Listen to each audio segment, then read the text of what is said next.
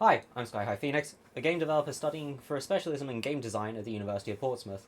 And in this video, I'm going to do something a little bit different to what I usually do, which is zoom in on a task that isn't making a game in its entirety, but rather responding to this thing. The world's Vegas brief. This is a task that I've had to do for my design studio module with a group of a couple of other designers, and I thought it worth it to have a bit of a look at the presentation that we ended up coming with in the pitch, and a bit about how we got here and how we got some of the stuff. Now, first thing you'll notice when we go through this is there is not much information on the slides. There is a separate slideshow that we had as notes, which was the original version. This was actually a presentation we made in the last couple of days to make sure that it isn't just black text on a white background. This presentation ended up turning up a lot better, though it does mean that I may miss a couple things that we mentioned in the actual presentation, but it is good enough for the purposes of this video. So, starting off, the World's Vegas brief was, to put it simply, go find a 5th generation console game which involves collecting items, bit of a collectathon, involves gadgets slash power-ups, and has an animal mascot. That was it. If you're thinking that that is most 5th generation console games, yeah, that's why it's the world's biggest brief. So what we had to do was find a game that fit that and pitch a sequel to it. Not an easy task, considering that some of the things that had been ruled out were Banjo-Kazooie, Crash Bandicoot, and even Jak and Daxter, because that had been the previous year's one. And we'd been told it isn't one of the very obvious ones like Spyro or something. So you got to find something relatively obscure, but also findable on the internet. So looking then at the actual pitch itself. We started off with IP, because of course, to know what we're pitching, you need to know a bit about the first game. Now, I will be covering up some of the info in this corner, but the main point is we decided on Space Station Silicon Valley. Yeah, we went niche. It's an N64 game, released 98. Basic premise. You're a robot which has crashed into the space station Silicon Valley, that you can see in the top corner up there, in the year 3000 and something. Can't remember the specific year, but it is essentially a zoo on a space station full of robotic animals. Except when you crash, your human companion now stays in the spaceship that you crashed, that you flew there, and also you've damaged your exoskeleton enough that you've become a sentient microchip. Don't ask. The sort of stuff that I'm partially covering up here that sort of is why we picked it for the brief. The entire mechanic of the game is that you are possessing animals to gain their skills. Hits that point. Animals is literally the entire point of the game. And the collectibles, every level has some souvenirs and trophies per zone. Now you'll also notice possibly down here that there are a couple of names. Evo and Dan Danger. Evo is the name of the robot. Dan Danger is the human companion. We might touch on those later. So, in the actual pitch, we had a bit of a time limit, so we tried to be a bit cheeky and push this as, okay, that's the exposition dump about what you need to know about the previous game. In this case, it was just a way to try and play for time, so that we didn't go over. Starting on the actual design stuff, we were looking at, okay, we need to have a one-line overview. Well, what are we doing? We're modernizing it, we want to modernize it, we want to expand it, and we got to give some sort of reasoning for it. So, trying to improve the animal robotics based on samples from a foreign M-class planet. Yeah, we decided to sort of abandon the whole space station side of things, but we've done it instead with space travel and building up stations on other planets. We think it's good enough to fit with the theme, but of course, feedback from the actual pitch, it's design decisions that may not have been made by other designers. Of course, with this kind of style that we were going for, there were a couple things that we had to do, namely when we look at modernizing the IP. There's the narrative, we wanted to update it, because as much as there's the sort of very amenable side of how space travel is presented in the original game, it has changed a lot in terms of the public perception of what space travel is since 1998. So there was a couple things we wanted to do, mainly looking at factors such as how commercialization of space has happened and the competition, but still there is some idea that space is for everyone. Character-wise, robotics has changed a lot. There was a couple of design decisions that we wanted to make there, and whilst we could have stuck with things, again, these are design decisions that not every designer in the lecture would have made based on the feedback, but particularly when we talk about the Evo rework.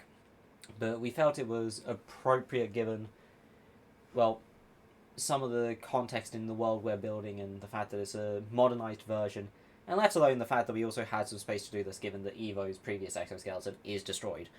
Spoiler alert. Well, I think, based on the research. So, for example, less cuboidal, more fluidity, and that also plays for the animals. And then, of course, you have the environment. As we talked about, we've got the scalability of space travel and spaceships and landing sites. Again, we're going for a planet rather than an actual space station itself. And, of course, the fact that the colour palette, we wanted to take a slightly different approach to it to fit the theme of the game, but this is just a preference thing that we had from our design meeting. To narrative, this was basically just a way of saying, okay, we got a sequel, we need to have some way of linking it to the original game, so we're saying, okay, after the space station Silicon Valley crashes back to Earth, we're going to add a couple decades, give some progress, allow all the designy things to happen with the robots that allows it to get to, as we say, Mark II, and we made a bit of a controversial decision here, which was we replaced the human companion. This for us was mainly because Dan Danger did not fit what we wanted to do, and we felt was a bit of a controversial character in terms of the presentation. I mean, when he is designed to be Dan Danger was designed to be the sort of very stereotypically British and also sort of very blunt, very unwilling to hide his opinion type character. It wasn't quite what we wanted with this theme, so we just decided to come up with a new character to replace him. Then we talk about the idea that what the premise is, and then you'll notice this name down here at the bottom. That is what we ended up calling our planet. It is terrestrial, M-class, like Earth, and we just decided to go with Utripso. Then we have this thing. One of the things that we wanted to bring to this pitch was definitely that feel of, even if it is very, very early days, as you can see, we're designers, not artists, we wanted to bring that idea of what that world might feel like, even at the very early stages. So what you'll see here is we have a slight map of the of Utripso. So you can see, for example, jungle, savanna up at the top, plains, mountains, and then behind that is the island chain and the ocean, and then also a space station. Looking at this bit, this is where we start to do something that is a bit of a gimmick in the presentation, but seemed to help sort of guide people around it. Namely, we start hopping around each of the areas. So looking at this one, we have, for example, the mission. So what we did here is possibly a bit gimmicky with the presentation. Namely, we're starting to hop around each of the areas, and whilst it's, as I say, a bit of a gimmick, it did actually end up helping people sort of follow along about where we were going, whilst also we still got through some stuff.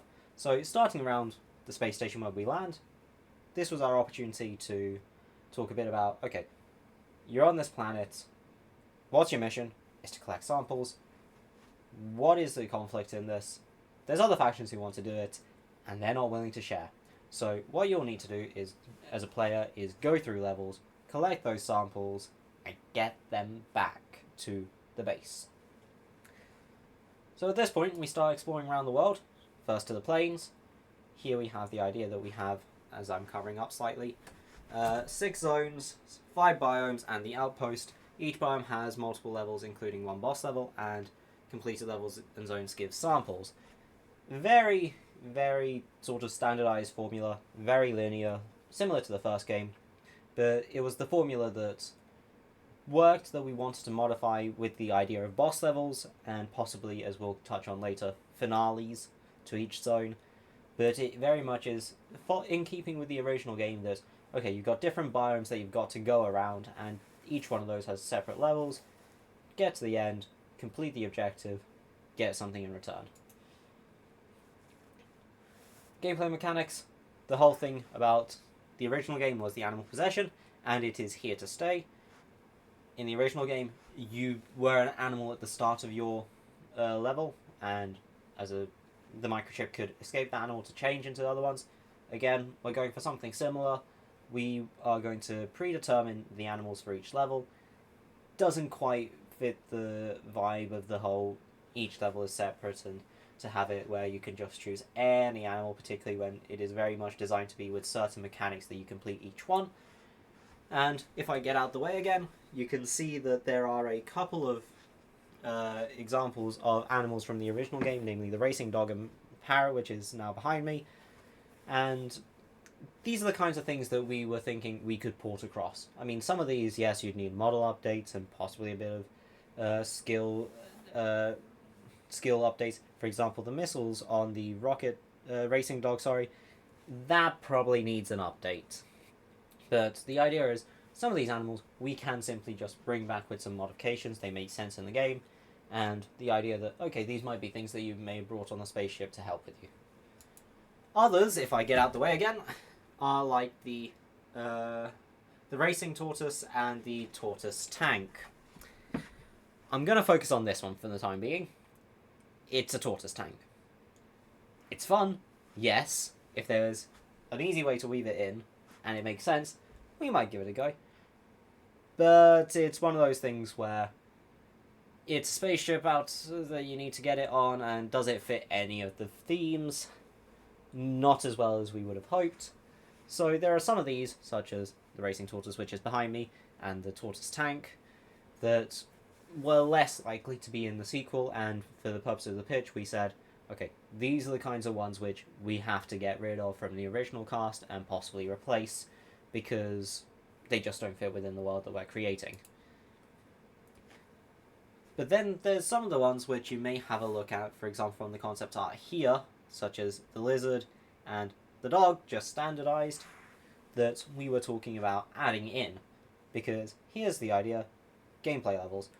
Different levels will have different mechanics. This one this level here was concepted by one of my fellow designers, and as you can see, it is, from the name, a stealth level, and the idea here is, okay, first of all, you're looking for the item, the samples that you're going for, but of course, you have to first find them within that area. It's a a forest after all. Then, of course, it isn't going to be easy because this is a game and you've got to have some sort of challenge. So, at some point you're going to have to get up a tree. This tree is, of course, being surveilled by the monkeys. It's a jungle. What do you expect?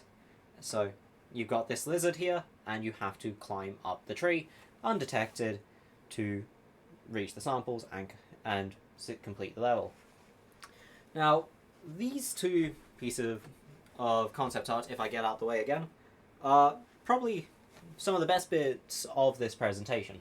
Namely, they give you an idea of what the level is going to be like, and also a bit about gameplay and how that's going to function. Unfortunately, this is the only time these kinds of images will appear in this presentation. Again, we're designers, not artists. This designer was confident enough to put something together within the time limit, given it was only a 2-week frame where we had to research, build the pitch, and concept this. But this is the kind of stuff that we got feedback for, which I have to agree with, which is more of this should have been in the presentation, because it very much lends credence to the whole game that you're pitching, and the idea that, oh, you can actually see that, for example, this is a mechanic, this is what the level's going to be like, this is what the player experience might be like, or here's a bit about how we might view the world, rather than necessarily the big map, as you can see over there, which gives a more idea of what the world is, rather than how it's experienced. So, this is the sort of stuff where, this is why it is good to pitch. this is the kind of stuff that we get to pick up by doing this kind of stuff. However, as you'll see for the next one, if I get out of the way again slightly, you see that we have entered the mountain area. This one we decided to, because we wanted to have a little look at each of the different kinds of level. So the one in the jungle, as you'll see, was a normal level. This one is a finale level, a zone final, sorry. And it is very much about, okay, so whilst your main objective is, of course, go collect the samples, because of the linear nature of the game, you are also going around the world and exploring it. The finales are designed to be the levels which really, sort of in the narrative, take you from one zone to the next. Hence why, in this case, you're trying to create a sled to get down the mountain and out to the ocean. Why a sled? Apparently there's enough snow there, which isn't shown in the map because we came up with the concept afterwards. But, so, in the mechanics-wise, you're digging for ropes, you're trying materials, and you're trying to assemble this thing. And then, of course, narratively, it goes from sector to sector. Now, the interesting thing about this is why we decided to do it this way. And it very much is the sort of experience, not tell. Because there's always alternatives to this. Like, you can have a hard cut from one level to the next of, okay, you're in the jungle here, but now you're in the mountains, for example. Or you're in the savannah, and now you're in the plains. Or the other way around. But you could also do, like, cutscenes and sort, but that doesn't really fit the nature of the game. So in that sense, it just made the most sense to do something where you have a level that is that bridge, rather than necessarily having to create it through another mean or medium that isn't already gameplay. So in that sense, we think it works. Does it need to be refined massively? If we were making the actual game, yes, but it gives an idea of where we were at in terms of our idea for getting out of levels. Then the third type of level that we were talking about was boss levels. This was a completely new idea for this game compared to the original, which is, okay, yes, there are things that you had to fight, for example, or interact with in the original game. For example, the fact that you had to possibly kill sheep or herd them into a pen. But this is very much designed to be a boss fight, one per zone. And in this case, you're defeating that volcanic crab at the bottom of the list there. The idea very much here is, okay, you're around the volcano, there's a base there, you've got some of your enemies, you've got one of the enemy faction there, and they have got samples that you want. But they're also now testing with that crab. So, initially, standard level, very much building in keeping with the game, and then, of course, when you defeat the enemies, you've now got to defeat the crab. It is, again, simplistic, as it's shown on the slides, when we got into the mechanics of it, for example, how the crab had multiple stages, namely the idea initially that it is the volcanic bit of that. Yes, we took the name literally, even though that isn't necessarily the case. And then, of course, you're fighting it when it gets down to lower health without the shell, or without its full shell, and the volcano bit has already happened, so you're now just fighting it with its pincers to bring it down completely.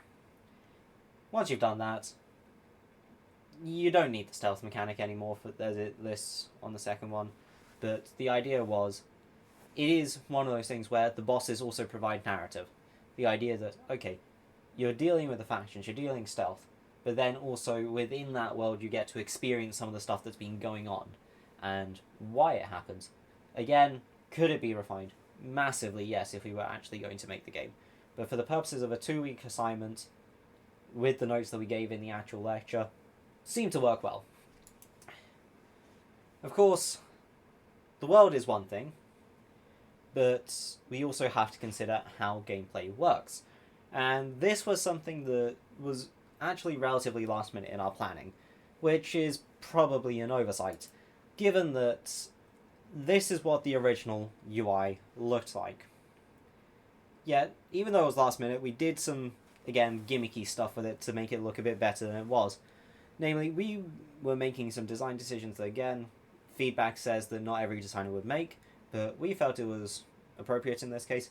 So, starting by abstracting all the information, yes, that also happened in the actual presentation, we've got what we have originally. the key points being you've got some status bars with cooldowns, you've got your animal in the middle, and you've also got your score.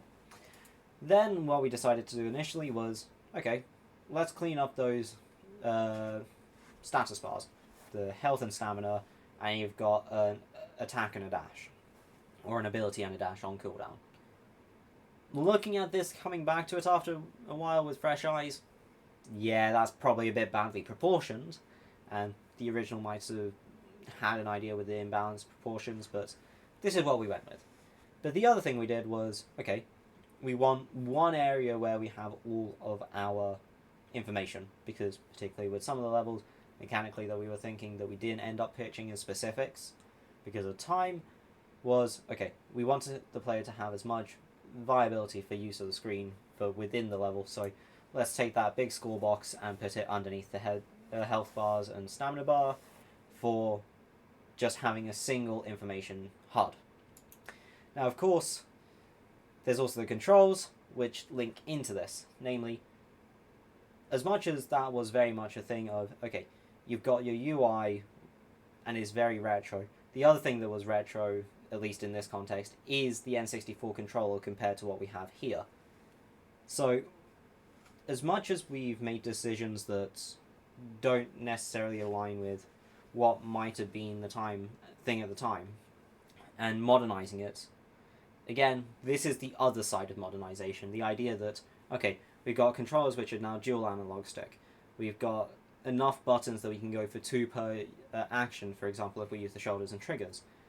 And this is the thing where you see both the benefit and negative of modernization that we probably rushed into quite too early, which was, as we saw with the UI, we went a bit too overboard. We fixed something, quote unquote, that didn't necessarily need to be. Something that functioned, something that demonstrated enough of what it needed to, and we went and changed because we felt like it, in a sense.